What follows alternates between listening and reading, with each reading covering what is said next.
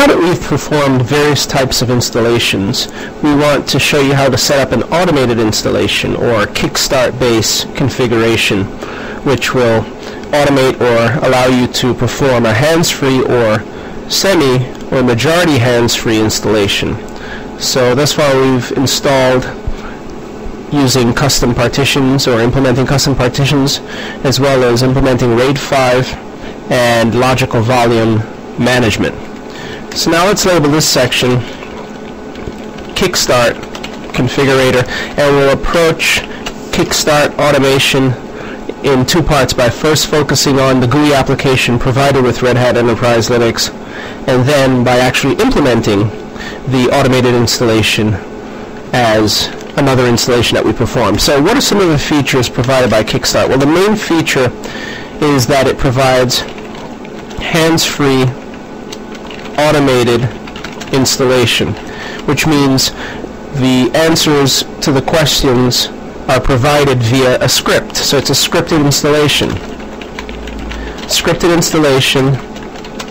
Script can be used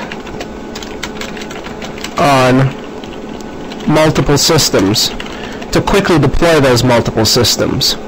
As we've mentioned multiple times, with each installation of Red Hat Enterprise Linux, a Kickstart configuration file named anaconda-ks.cfg is created, and that file contains the answers to the questions presented during installation.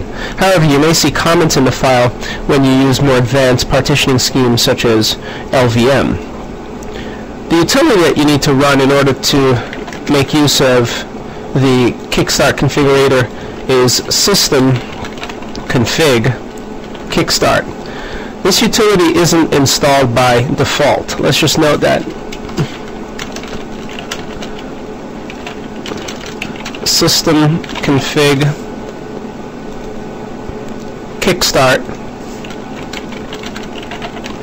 is not installed by default, which means you'll need to use add-remove programs in order to, or add-remove software in order to install it, or install using RPM, the RPM directly, and it will mention the Python dependency that you can fulfill. So there are two RPMs that need to be installed: a PyKickstart RPM first, which Kickstart depends upon, and then the main Kickstart RPM, which is system-config-kickstart, the version.rpm. We have gone ahead and installed it, and we can confirm it by executing RPM query all grep case insensitive for system-config-kickstart. So this is the version that's installed currently, and to execute it from the shell, simply execute system-config, and if you use tap completion, you'll see the various system-config utilities that are available. However, we're interested in Kickstart. This will pop up the GUI, which provides a blank template for us to manipulate the configuration or the script that will be created. So here is the Kickstart configurator. Unless you open a file directly, it provides us with a blank template, a sheet that we can use to control or influence every section of installation. There's a basic configuration section. Here you specify the default language used during installation, the keyboard type, time zone, whether or not your clock uses UTC, and if you've recalled from our multiple installations, these are the questions that are asked during installation, so we have the ability here to influence the answers. A password for the root user that will be assigned to the user root once the system's up and running. Whether or not to encrypt root password, this should be default, and it is selected by default. The target architecture, these are the architectures supported by Red Hat Enterprise Linux. Whether or not the system should be rebooted after installation, whether or not the installation should take place in text mode, or if it should be performed in interactive mode, which means that although we will provide the configuration with a script, it will still prompt us for answers and to confirm the answers. Beneath the installation method, or within the installation method option, you'll see whether or not the installer should perform a new installation versus upgrading, and the different installation sources, including local as well as network-based media. Bootloader options. whether or not grub should be installed, whether or not a password should be assigned, and where grub should be installed, whether in the MBR or on the first sector of the boot partition, and any additional parameters that should be passed to the kernel to support your system. Again, these are all options that we see during installation. The ever-important partition information. To effect a fully automated Kickstart installation, you must define partitions. Ideally, you should define simple partitions. However, as you can see, RAID is supported, but you need to have RAID devices before you can create, or RAID software partitions before you can create a RAID device. So in the partition area, you can create, currently with Kickstart, basic partitions as well as RAID-based partitions. Network configuration. Which device to automatically assign? ETH0. Should it be DHCP or static, or use the BootP protocol? If static, then you'll need to complete IPNet mask, gateway, and primary name server. Authentication, whether or not your system authenticates against NIS, LDAP, Kerberos 5, Hesiod, Samba, or just use the name switch cache daemon. So these are options for authentication, but the default uses shadow passwords and encrypts the contents of the shadow password file using MD5. Firewall configuration. The default is to enable it, permitting SSH access to the box. You may optionally indicate additional ports. Whether or not SE Linux is active, disabled, or provides warnings. Display configuration. What resolution to set the display at, what color depth, whether or not the video card is automatically probed, and these are the different drivers supported. If you don't select probe, you see a list of drivers supported. The dimensions of the monitor can be specified, otherwise the kernel will probe, the installer will probe. Whether or not to start X Windows on boot, meaning whether or not to enable run level 5 versus run level 3. When checked, run level 5 will be the default run level indicated in etc init tab. When deselected, run level 3 will be the default. Whether or not the setup agent is launched upon first boot. It's disabled by default in the template, but can be enabled or enabled if you're reconfiguring the system. There is a way or a mode to reconfigure your system for different purposes, all without reinstalling the system. Package selection. This option currently doesn't exist. Pre-installation and post-installation scripts. You can define scripts that are to execute before and after the installation for various purposes. So again, the Kickstart configurator controls every aspect of installation from beginning to end. Once you've created the file, you should place it on an accessible location such as an HTTP server. Optionally, you can place it on the boot CD-ROM, but that takes a little more work, such as burning the ISO-Linux subdirectory, including the Kickstart configuration file. So you can specify your Kickstart configuration file on a centrally accessible repository such as an HTTP server, and you can locate multiple Kickstart files there and indicate or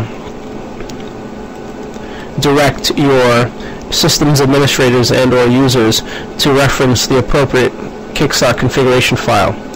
Now, without further ado, let's open the Anaconda Kickstart configuration file that currently exists on our system. This is a copy of the Kickstart file that was created as a result of our recent installation.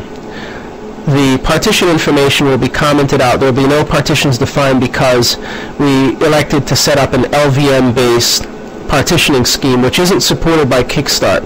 RAID is, and had we defined RAID partitions, then we'd have the ability to define or to interact with the RAID partitions that were defined, which explains why the LVM section of the anaconda-ks.cfg file was commented out. However, beginning with basic configuration, the first menu item, you can see that some defaults are indicated, such as not to use the UTC clock, the default time zone, a password for the root user, which is encrypted, the fact that the system should not be rebooted, the installation should not take place in text mode, and the installation should not take place in interactive mode, meaning it should be fully automated. Again, this is a certification objective, the ability to install your Red Hat Enterprise system without intervention. So once you've set it up manually the first time, providing your disk partitions are laid out and interpreted by Kickstart properly, you should be able to set up a server without intervening. So basic configuration looks clean. Let's move on to installation method. Notice that HTTP is selected, a new installation will be performed as opposed to an upgrade, and the HTTP server and directory is already specified. Always indicate the directory that contains the server or client directory. So don't indicate /server, for example. Just indicate the top-level container for the server directory in the case of installing Red Hat Enterprise Linux, which will cause the installer to find the server subdirectory beneath, in this case, RH5i386. Bootloader options. A new bootloader will be installed, but currently no grub password is set. So let's go ahead and set one to further increase the security of the system, and of course we'll elect to encrypt that grub password. The grub or Grand Unified Bootloader will be installed in the master boot record, and here are some kernel parameters that are passed in by default: RHGB and quiet. Let's move on to partition information. No partitions are defined by default because we elected to set up the system recently using LVM, which is currently unsupported by Kickstart. However, the master boot record will be cleared. All Linux, or all partitions that is, including Linux partitions, will be removed. The disk label will be initialized. So at this stage we need to define our partitioning scheme, and we'll do so without RAID or LVM. Again, LVM is unsupported, RAID is supported. If we wanted to add RAID, we'd simply define software RAID partitions and then create a RAID device beginning with MD0 and then assign a mount point to that RAID device. But to keep our installation simple, let's click on Add and define the layout of the partition. It's always a good idea to begin with the boot partition as it houses the Linux kernel. So our boot partition, which will be of size 100 megabytes, will be defined on a specific hard drive. This is a neat feature of Kickstart. If you know that your system or systems that will make use of this Kickstart file has multiple hard drives, specify the hard drive that the partition should exist on. Otherwise, the installer will default to the first hard drive. So we want this partition to be created on SDA, or the first hard drive, the first SCSI hard drive that is on the system. We want the partition to be formatted, and we'll click OK. So now we've got a partition on SDA for boot. Let's also create a root partition. So that's simply /, or you may use the drop box and pick /, and we'll set its size to be 10 gigabytes. This will leave us more than enough space for doing other things later on, such as creating additional partitions. It too will be on drive SDA. So now we've got two partitions, boot, root. Perhaps we should also create a var partition. So we'll add from the Dropbox var, and we'll make var 10 gigabytes as well. And we'll create it on drive SDA. So we've now got boot, root, and var. Now we should create a swap partition. Let's do so on the second hard drive. We'll add,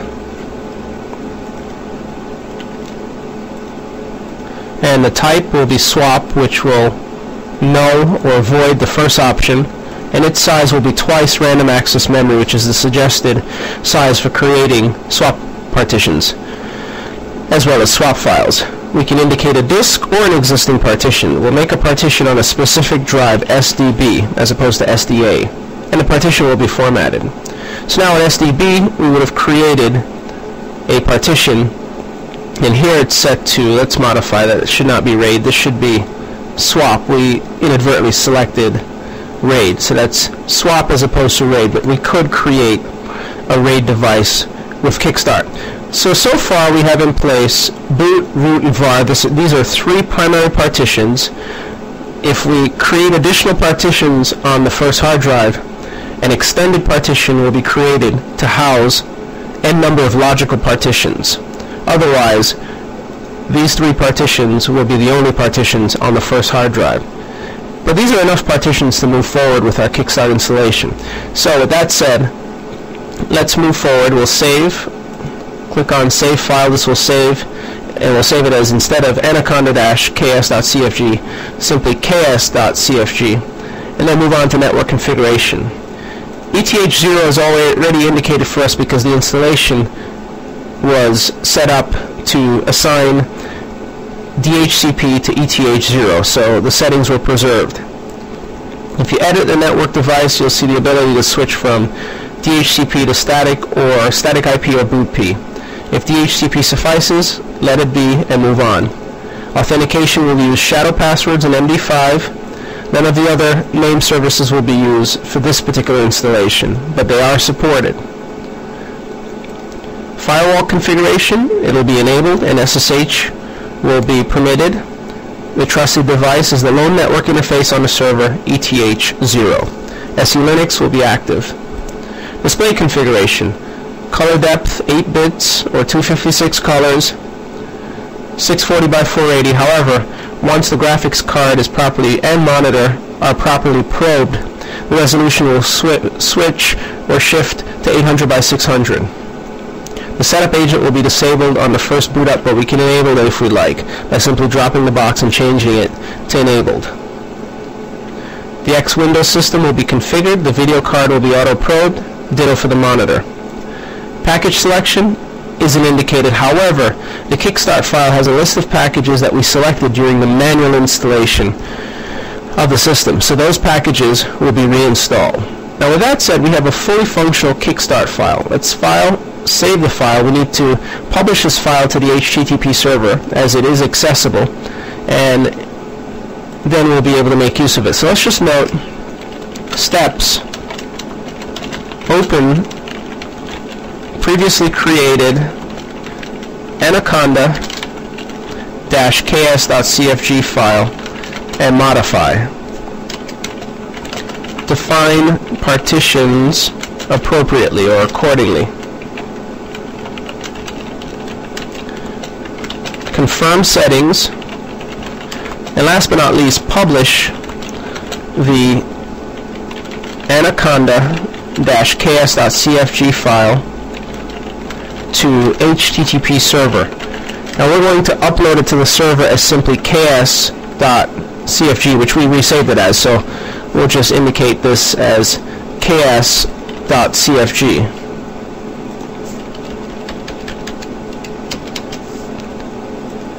So that said, let's copy the file to the server. And we'll save it, that's fine. We'll overwrite whatever changes were made. We'll clear screen and then SFTP to, as the user root, the server which functions as the repository, the .100 box. Prompts us for authentication. They'll navigate to the web root which is beneath serve, www.linuxcbt.com. We'll then input ks.cfg, and it's been uploaded. With that said, we should confirm that the settings are there, the file and the appropriate settings are in the file before we begin the installation process by logging into the remote system, obtaining a full shell, navigating to serve www.linuxcbt.com, and executing a less of ks.cfg. And we'll just peruse the settings. Uses shadow password for authentication. It enables MD5. The bootloader will append RHGB and quiet. You can consult the Linux kernel to see what RHGB and quiet will do. Location, MBR, that's where grub will be placed. MD5 password to manipulate grub is represented by the following string. The drive order includes A, then B, then C. The master boot record will be cleared. All partitions will be cleared, and the device or the disks will be initialized. The installation will be graphical. All the lines with hash marks, beginning with hash marks, are comments, by the way. The firewall will be enabled, permitting SSH access. The first boot registration screen will be disabled. The key, or the insertion of the key, will be disabled or skipped. The US keyboard and languages are set. Logging level is set to info. The URL to obtain the binary files for this release of Red Hat is indicated, followed by its path leading to the top-level container of the server directory. The boot protocol is DHCP. The device is ETH0. Whenever the system boots, the interface will be brought up. Root's password is encrypted as follows, using MD5 as the encryption algorithm. So instead of representing the password in clear ASCII text, it's represented using MD5 or MD5 encryption, that is. SE Linux is set to enforcing, the time zone is set. The OS will be installed as opposed to upgraded. Xconfig, the utility used to configure the X environment, will be run, setting a default depth and resolution. X will be started on boot, which means the system providing the X configuration works flawlessly during this Kickstart run will cause the init tab file in etc to be set to 5, to run level 5. And just to point out where that file is, in our local system, if we do a less of etc init tab, there's an entry for init default. The second column after ID indicates the run level that is the default for the system. So ID followed by 5, indicating that the run level default for this system is 5. If X is unsuccessfully configured, run level 3 becomes a default. And then we move on to the main area, which includes disk partitioning information. /boot, root, var, and swap will be created with attributes per mount point and partition. Bytes per inode, the file system type, on which disk they should be created, and their sizes. So all of that's spelled out in the Kickstart configuration file. Then below that we've got a list of package groups. %packages followed by names of groups prefixed with the @ symbol indicate the categories of those package groups. Office, editors, core, so on and so forth. And here's some extras, including system-config-kickstart. If you recall, during the installation, we navigated to the advanced tools, or to the administration tools, that is, and selected system-config-kickstart, which rendered the way you see it here in the anaconda-ks.cfg file. Now again, with Kickstart configuration, you can define pre- and post scripts in the event that you need to communicate information or messages related to installation before and after, such as installation has begun in a pre-script, installation has successfully or unsuccessfully completed in a postscript. So this file is there, and we'll be able to access it. Now, let's just note that when we reboot the system, so the 5th step, install server, using the following at the main menu.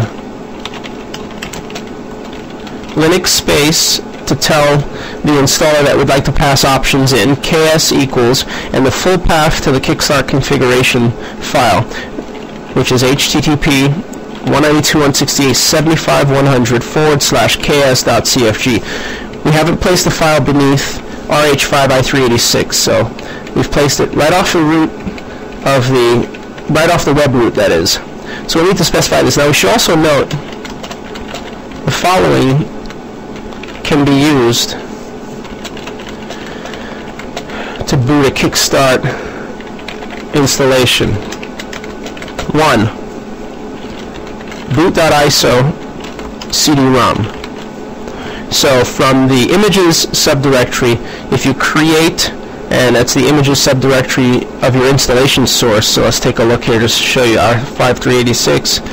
And in images, if you create a CD-ROM based on the boot.iso file, which is only 7.2, 7.3 megabytes, you can boot with this CD-ROM or the CD-ROM created from this boot.iso.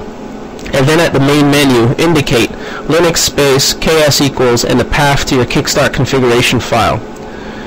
You may also boot with the first CD-ROM of the RH5 installation set, which should be about 5 CDs.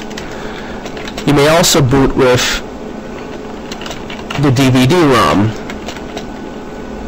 of the RH5 installation set. And you may also boot with a USB pen. And the USB pen or a USB stick can be created using the diskboot.image file, which is beneath the images subdirectory. So this you create using diskboot.image, and you'll use the dd command using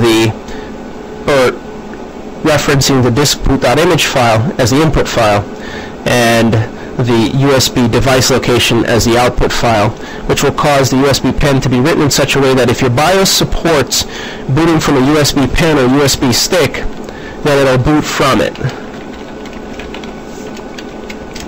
So these are some of the ways you can start a Kickstart installation. You have multiple choices available to you. Now with that said, we need to reboot the server that we recently installed. This is the Dell server, not the VMware instance. We'll use the boot ISO CD and then reference the Kickstart file and then watch the installation take place without our intervention. Once it's completed, then we know we would have covered, or we can then claim we know how to implement a Kickstart-based installation, which again is a certification objective. It's really straightforward. So long as you take care of the main areas plus the partitioning information, you should have very little trouble whatsoever. And even if you're prompted during installation or automated installation, you should be prompted for very little information. So with that said, let's move on to the installation in an automated fashion.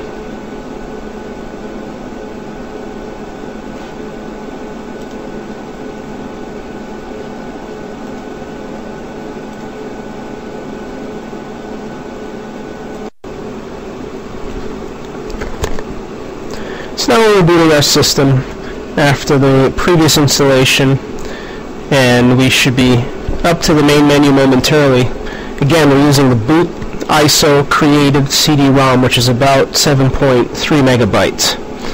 So it has very little, and it relies solely on the network. And we've already published that ks.cfg file, the Kickstart file, to our HTTP Apache server, so that it's centrally accessible. Again, in your environment, if you intend to set up many systems this way, then publish multiple Kickstart configuration files. They don't need to be named ks.cfg, just name them whatever makes sense, such as department-ks.cfg.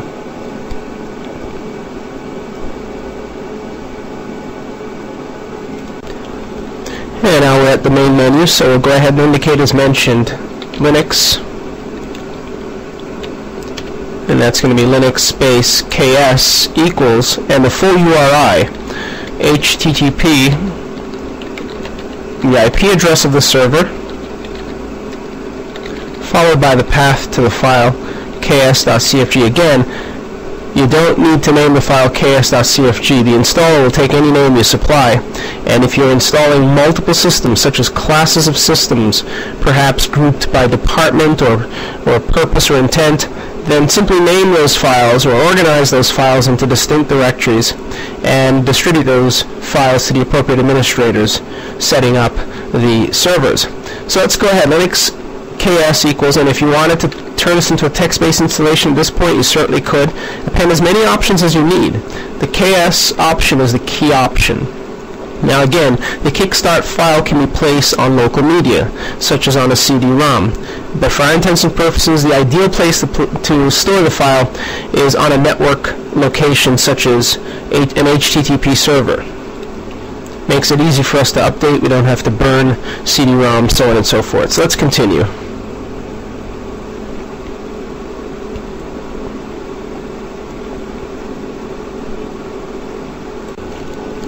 And now we're propelled into the main interface, and this is going to go by relatively quickly.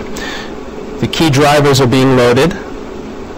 Request for an IP is being sent, didn't prompt us. Stage 2 image is being downloaded, meaning the network is working. And momentarily we'll be in graphical mode.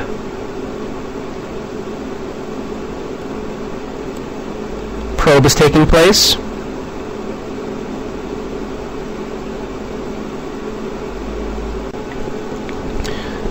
Installation information is being retrieved. Again, this is all without my intervention. So this is all premised. The installation, that is, the automated hands-free installation, is premised on having successfully installed the server once and simply modifying the original anaconda-ks.cfg file such that it defines partitions using either RAID or standard Linux partitions. In other words, non-LVM based partitions. Perhaps in a later release, LVM with Kickstart will work, but in this case it doesn't. So be prepared to perform Kickstart with RAID or optionally non-RAID partitions or non-RAID, non-LVM partitions, meaning standard Linux partitions. Dependencies are being checked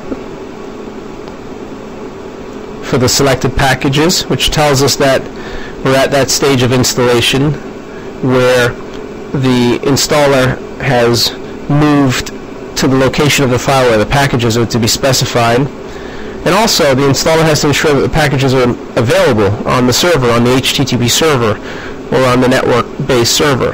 Now, there are other network types supported. As you know, FTP and FS are two other types that you can use to install your Red Hat Enterprise server. HTTP is just one easy way to get it done. So we'll just wait this through, and once the files are, or we're at the stage where the installer has begun copying files, then we'll elapse the installation so that it doesn't take us as much time. We're wrapping up here the dependencies. Again, for the packages selected, the installer needs to be sure that all dependencies have been met. Otherwise, you'll end up with broken packages or software that doesn't launch correctly or components of software that don't work correctly. We've been propelled into the formatting of the file systems, which includes root, boot, and any other file systems that we've defined. var, as you can see, swap is another file system we defined. And again, with the exception of specifying the KS option at the main menu, we have not intervened with the installation. So this is truly a hands-free installation. And so long as you can keep your partitions generic enough to meet the classes of systems that you have, you should have no trouble whatsoever setting up systems automatically. Your two concerns are generally network configuration and disk partitioning when considering deploying an automatic installation to multiple systems. However, you may also be concerned about software, but if you need to get many systems out in a hurry, this is the way to do it. Certainly you could always consider Ghost, or a software like Ghost that does drive imaging. However, if you want to remain within the framework provided with the Red Hat Enterprise software, then this is how you use it, the Kickstart. Now, as you can see, we've already begun the process of file copies. So it's just a matter of waiting, and the release notes are available. We can interact with it. The interface is totally available, and the various consoles, the Control-Alt accessible consoles are available that we can interact with to learn about the installation as it takes place. So this is working successfully, and we will check back in as the installation nears the end, just to elapse it in the interest of saving time. At this point, we're nearing the halfway mark. We have approximately 8 minutes remaining. So far, so good. All the files have been copied now. If during a Kickstart-based installation, especially across the wire, you see errors regarding the copying of files, just click on retry. Sometimes that comes up. It hasn't in this case, but sometimes it does, perhaps because of network congestion, or if from a local media, perhaps because the media is dirty. So if you do encounter that, as I've seen on multiple occasions, then just click on retry, perhaps eject the media if you're using CD or DVD, clean it, or check the connectivity to your network-based server, HTTP, FTP, NFS, etc. And we're just over the halfway mark with roughly 6 minutes to go.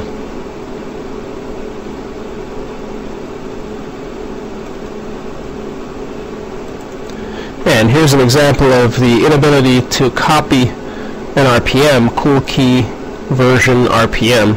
So we'll click on retry. Sometimes this pops up, especially when there's network congestion. So just click on retry, and the pop-up usually goes away.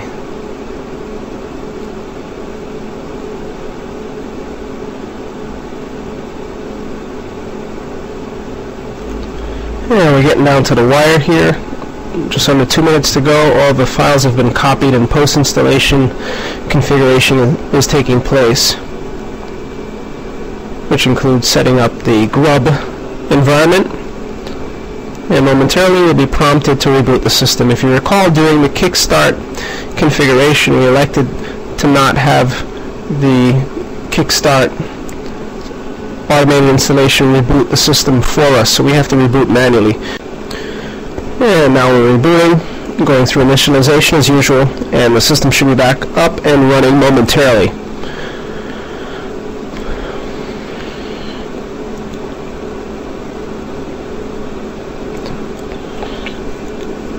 So again, to recap, we've just performed a hands-free Kickstart installation. The only intervention necessary was in the beginning, where we specified the location of the Kickstart configuration file. And everything else was handled by default by the installer.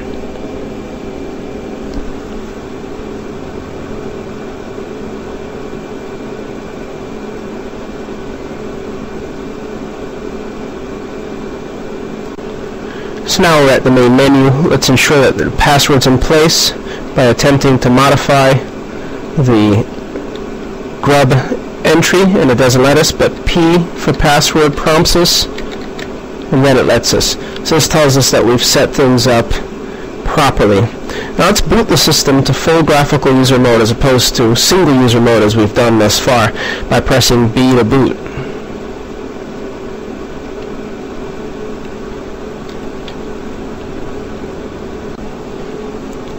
Here the system's coming up, and we'll be in graphical mode momentarily.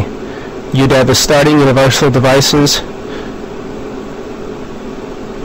and the different services will be brought.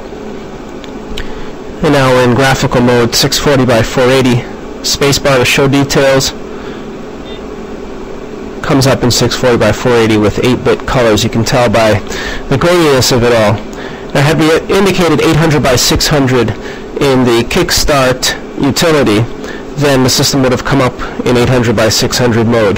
The installation was performed at 800 by 600, but X starts at whatever you specify in the configurator, the Kickstart configurator. So our system's up and running. We can log in and make use of it. So we'll log in as root, and we'll have a desktop at 640 by 480 momentarily.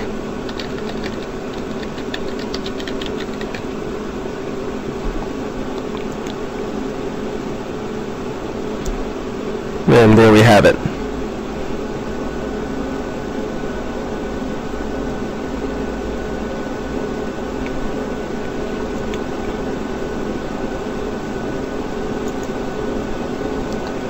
Let's just confirm from the shell the disk layout. And there you see boot var root, the partitions that we instructed at 10 gigabytes, with the exception of boot, from the system configuration for Kickstart. So this is good. This is means we're up and running, and we can move on to other items.